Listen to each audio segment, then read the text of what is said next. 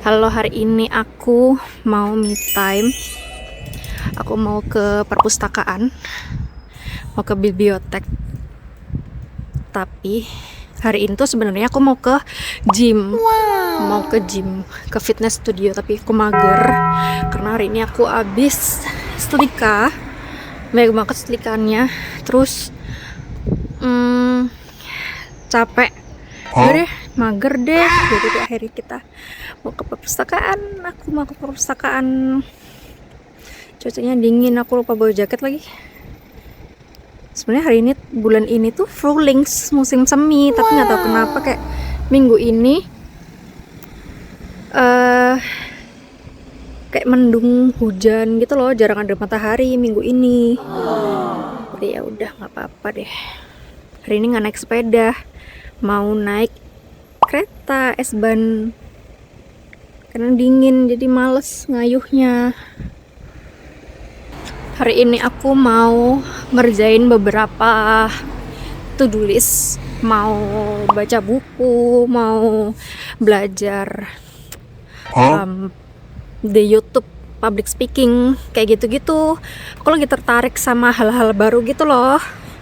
Ini aku udah lama banget temanku suruh bikin kayak video-video gitu, tapi aku males. Tapi nggak tahu kenapa akhir-akhir ini tuh aku lagi suka hal baru.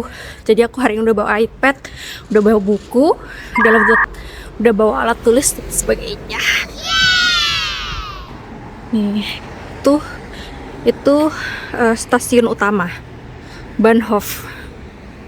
Namanya Hauptbahnhof. Keretanya udah datang belum ya? Kayaknya belum deh. Keretanya jam 10.18. Udah datang. Oh my god. Tunggu. Anjir. Astaga, ditinggal sama keretanya. Ada lagi jam berapa? Oh my god, masih lama lagi. Yaudah deh, tunggu aja. Oke. Jadi kita naik bus aja, hai. Naik bus aja deh. Kita tunggu bus sekitar 5 menit lagi. But it's okay. Ketinggalan bus, ketinggalan kereta. Gak lihat jamnya lagi tadi. Tuh, cuacanya mendung banget. Kita naik bus nomor 1. Nomor 1 3 menit lagi. Oke. Sekarang lagi nggak terlalu rame weekendnya karena kemarin habis hari libur kenaikan Isa Al-Masih. Kapan hari Kamis ya?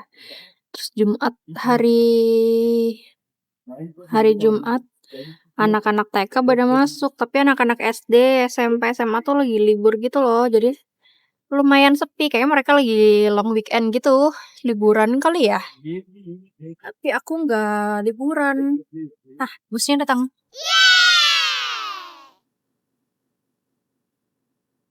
Udah jadi bis, tapi nggak boleh berisik. Nih aku biasanya nge-gymnya di sini, tuh di situ gymnya. Kita turun di halte depan. Terus kita jalan kaki aja. Karena harus nunggu bus yang selanjutnya. Ada busnya datang. Kita tunggu bus aja deh. Busnya datang. Bus nomor 32. Zwei und dreißig. Oke. Hilang. Di bis yang selanjutnya. Sebenarnya tuh kalau naik sepeda tuh cuma sekitar 5 menit 10 menit nggak sampai lah, tapi hari ini dingin kan, jadi naik bus aja deh. Oke.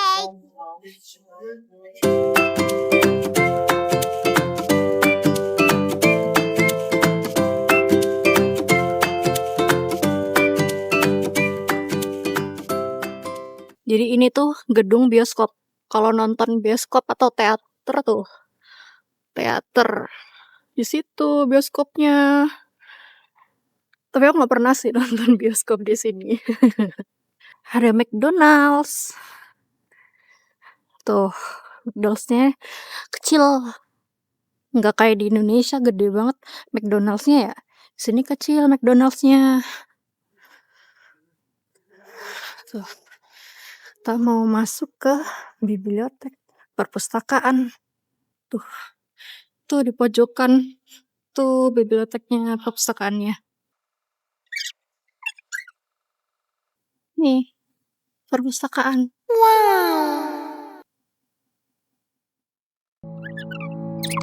What if we run away?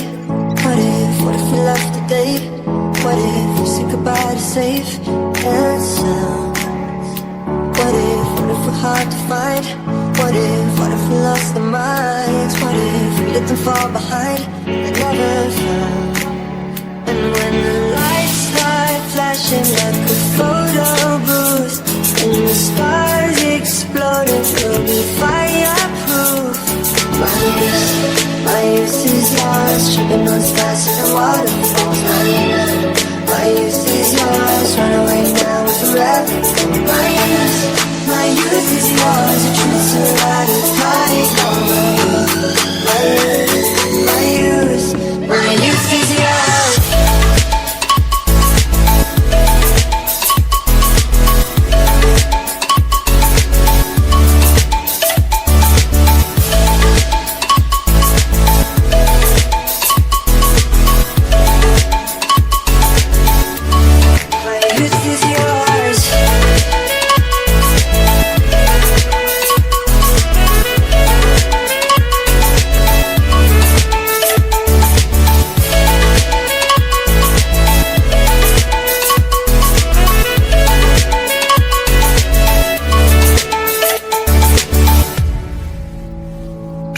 What if we stop to drive? What if we close our eyes? Speeding through red lights into paradise. Aku sambil mau cerita gimana caranya aku bisa datang ke Jerman, pindah ke Jerman lebih tepatnya, sama suami aku dan sama anak aku. Jadi yang pertama itu, sebelum memutuskan untuk pindah ke Jerman, aku yang pertama itu harus belajar bahasa minimal A1. Level bahasa Jerman minimal A1 plus ujiannya. Jadi aku tuh harus ngedapetin sertifikat bahasa A1. Jadi aku les kursus bahasa Jerman sama kebetulan guru bahasa Jermanku itu dulu guru bahasa Jermannya suamiku juga. Jadi suamiku ngerekomendasikan, ya udah deh lesnya sama Froniken ini aja, namanya Froniken. Sampai sekitar berapa bulan ya, aku sempat berhenti dulu tuh karena itu dan lain hal. Sekitar 6 bulan kemudian aku lanjut les lagi sampai persiapan ujiannya itu sekitar 4 bulan. Jadi selama menyelesaikan A1 sampai persiapan ujian sampai ujiannya tuh sekitar 4-5 bulanan. Terus abis itu setelah ujian terus hasilnya keluar, aku bikin termin ke kedutaan. Jadi aku sebelumnya sudah menentukan aku pakai visa nasional, namanya visa kumpul keluarga. Ntar aku kasih tahu linknya di sini.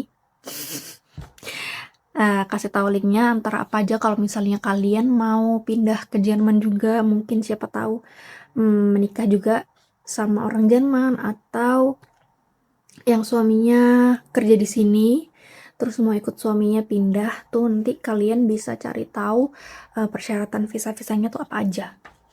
Jadi yang pertama buku nikah, terus akta kelahiran aku dan anak aku, terus abis itu ijazah juga karena aku ada ijazah S1, jadi aku terjemahin juga buat jaga-jaga kerja di sini nantinya. Terus setelah itu ini sih kayak berkas-berkas pendukung dari suami aku di Jerman untuk dikirim ke Indonesia kayak kontrak rumah, slip gaji, terus asuransi kesehatan itu juga wajib. Terus karena waktu itu aku apply visanya di kedutaan Jerman di Jakarta itu cuman berdua sama anak aku, jadi kebetulan itu syarat wajibnya harus kedua orang tua yang datang. Tapi kalau misalnya salah satu seperti kemarin case aku itu orang tuanya yang di Jerman, jadi suami aku tuh harus tanda tangan kayak surat pernyataan gitu deh, surat pernyataan kalau aku dan anak aku mau datang dan dia tidak bisa menemani dalam proses pembuatan visa, jadi harus tanda tangan sama notaris segala macam kayak gitu. Itu kira-kira memakan waktu 3 minggu sampai akhirnya visaku keluar. Itu bentar minum dulu. Terus abis itu aku sekitar bulan November akhir 2023 visanya keluar. Terus Desember tanggal 11 aku berangkat ke sini. 12-nya aku nyampe, aku berangkat cuman berdua doang sama anak aku. Itu gila capeknya tuh capek banget. Masya Allah. Tapi kebetulan aku sama suami aku waktu itu pacarannya udah lama banget kan, dari SMA. Terus akhirnya kita LDRan sekitar 2 atau hampir 3 tahun gitu. Terus abis itu nikah juga sempet LDM-an setahun, jadi kayak rasanya tuh leganya tuh lega banget. Terus abis itu udah, singkat cerita, setahun aku di Jerman belum selesai di situ, aku harus harus mengikuti kelas integration course namanya. Jadi kayak gimana kita berkomunikasi dengan warga setempat, gimana kita belajar bahasa Jermannya dengan level yang lebih tinggi untuk sehari-hari, misalnya nanti aku kerja atau kuliah S2 segala macam kayak gitu. Itu aku harus belajar B1, aku harus lulus ujian B1. Kemarin aku alhamdulillah udah lulus ujiannya, yeay. Terus alhamdulillah nilainya juga memuaskan. Terus selain bahasa B1 itu juga aku harus ujian politik Jerman. Jadi kayak ya pengetahuan politik Jerman yang dasar-dasar doang sih, nggak terlalu berat kayak gitu. Itu juga wajib untuk syarat izin tinggal aku diperpanjang. Jadi aku sudah punya KTP Jerman, jadi untuk perpanjang KTP Jerman itu aku harus lulus 2 tes ini, B1 dan Leben in Deutschland namanya, politik Jerman begitu. Jadi perjalanannya juga nggak gampang sih. Juga hidup di sini tuh sebenarnya kayak susah-susah gampang gitu loh. Gampangnya itu karena aku tinggalnya sama suami, jadi aku bukan yang sendirian gitu untuk beradaptasi dan kayak menjalani kehidupan di Jerman ini yang lumayan keras ya. Kalau dibilang keras juga keras, kayak lebih ke kangen-kangen masakan Indo dan segala kemudahan di Indonesia. Kayak kita gampang banget kan dapetin makanan aja, kita gampang banget dapetin makanan di Indonesia tuh kayak tinggal GoFood, Shopee Food, kita keluar juga gampang, kita tinggal pilih aja tuh makanan yang mana yang kita mau. Di sini nggak bisa. Kalau misalnya kita pengen masakan makanan Indo harus bikin sendiri, kayak bikin bakso, bikin mie ayam kayak gitu-gitu tuh bikin sendiri. Jadi aku setiap hari tuh pasti masak, hampir setiap hari aku tuh masak. Tapi sebenarnya suka sih akhirnya aku suka masak karena semenjak tinggal di sini kayak kemampuan aku yang sebelumnya ternyata aku nggak bayangin aku tuh punya tuh, aku temuin di sini. Jadi kayak masak. Terus aku suka banget sekarang setrika, di sini setrika. Terus aku juga menemukan diriku yang lainnya. Misalnya aku bisa me time di sini, kayak di perpustakaan ini tuh suka banget aku diem di perpustakaan sambil cerita gini, bikin video. Terus abis itu cuman sekedar baca buku atau belajar. Aku tuh kemarin waktu belajar B1 tuh aku suka banget belajar, hampir kayak seminggu 3 kali 4 kali deh ke perpustakaan untuk belajar gitu, karena kalau di rumah tuh kayak kurang konsentrasi gitu loh, karena kan ada anak aku kan masih kecil, jadi dikit-dikit mama kayak gitu, jadi aku butuh waktu untuk sendirian. Dan alhamdulillah suami aku tuh support, selalu support, kasih kesempatan aku untuk berkembang dan me time lebih tepatnya. Terus juga nge-gym. Sebelumnya di Indonesia aku nggak pernah sama sekali nge-gym, tapi di sini aku sangat rutin nge-gym, olahraga, dan juga aku merasa depresiku itu membaik. Jadi buat yang belum tahu, aku tuh ada bipolar dan BPD. BPD itu boundaries personal disorder. Jadi ya kalian bisa cari tahu sendiri.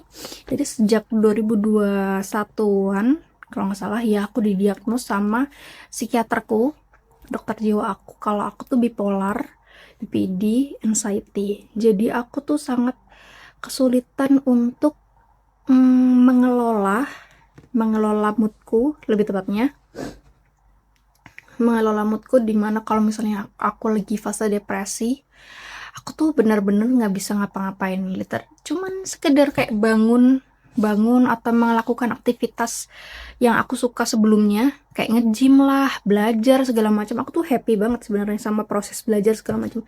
Itu aku tuh bener-bener nggak ada energi, kayak cuman pengen diem di kamar, nangis, kayak sedih gitu loh bawaannya, tapi aku harus bergerak. Nah, di Jerman aku tuh merasakan kebebasan untuk aku menjadi diriku sendiri, yang mana lingkungannya tuh positif, terus nggak ada orang-orang julid segala macem. Jadi aku tuh happy banget ada di sini. Alhamdulillah Allah kasih kesempatan aku untuk tinggal di Jerman. Dan juga banyak banget teman-temanku tuh beberapa bilang, tanyain, kamu tuh di sana di Jerman tuh udah pindah warga negara nggak sih? Sebenarnya enggak, aku gak pindah warga negara, aku masih warga negara Indonesia, cuman aku menetapnya di Jerman gitu. Jadi aku punya dua identitas di Jerman dan di Indonesia gitu. Jadi nanti setelah semuanya udah selesai, jadi aku tuh punya planning juga sebenarnya, tapi nggak boleh dibilangin di sini, nanti aja ya. Kalau udah selesai semuanya aku bakal cerita lagi. Jadi sesudah aku belajar B1, aku masih harus belajar B2 dan C1 untuk salah satu persyaratan aku S2. Jadi di sini itu kita tuh harus minimal punya C1, harus punya C1, karena kebetulan kelas yang mau aku ambil nanti rencananya itu dalam berbahasa Jerman. Jadi karena aku nggak punya IELTS atau TOEFL dan jurusannya aku pengen itu nggak ada di kelas internasionalnya, jadi pikir aku ya udah deh belajar aja deh B2 sampai C1 ntar dalam waktu setahun gitu kan. Dan itu bener-bener menurut aku lumayan susah sih. B2 C1 tuh lumayan susah ya, apalagi belajar gramatik. Bahasa Inggris aja susah banget, apalagi bahasa Jerman, sedih.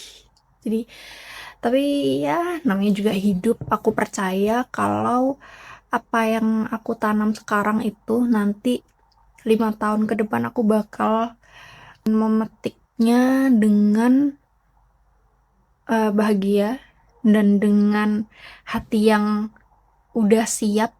Apapun yang udah aku tanam sekarang, aku udah siap untuk memetiknya nanti.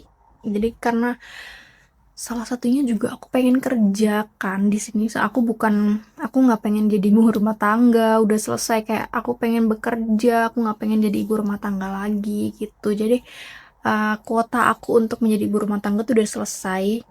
Nah, insya Allah semoga tahun ini aku udah dapat kerjaan, udah bekerja menjadi wanita karir, menjadi mama yang bekerja.